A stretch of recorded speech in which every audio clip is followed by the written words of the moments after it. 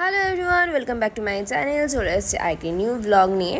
তো আজকে তোমার সাথে শেয়ার করতে চলেছি একটি রান্নার ব্লগ। তো স্বাভাবিকভাবে আমি সেরকম কিছু রান্নাবাড়ি করি না, তো যখনই টাইম পাই বা যখনই ইচ্ছে করে কিছু স্পেশাল রাঁধতে, তো তখন তো অবশ্যই রাঁধি।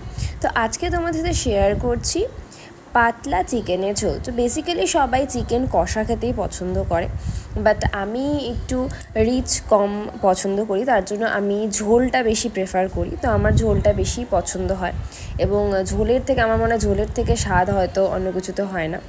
সো আমার এটা ফেভারিট, মানে আমি যে কোনো জিনিসেরই ঝোল বেশি পছন্দ করি। সো আজকে আমি দেশি চিকেনের ঝোল রান্না করছি, এবং ঝোল কী করে করছি আমি সেটা তোমাদের সাথে শেয়ার করব।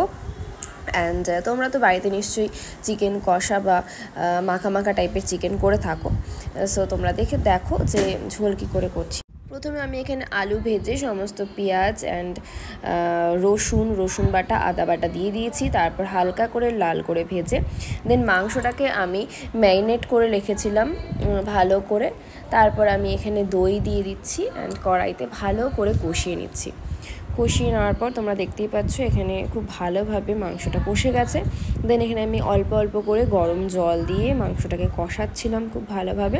তারপর আমি এখানে যেহেতু মাংসটা সিদ্ধ হবে, তার জন্য আমি এখানে অনেকটা পরিমাণ জল দিয়ে দিয়েছি।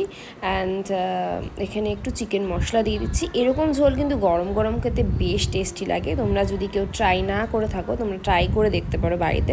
গরম গরম সার্ভ করবে, একদম বেশ মজা লাগে খেতে। তো তারপর দেখো ফাইনালি আমার চিকেনটা রেডি হয়ে গেছে, এবং ফাইনাল লুক এটা। তো কেমন লাগলো অবশ্যই।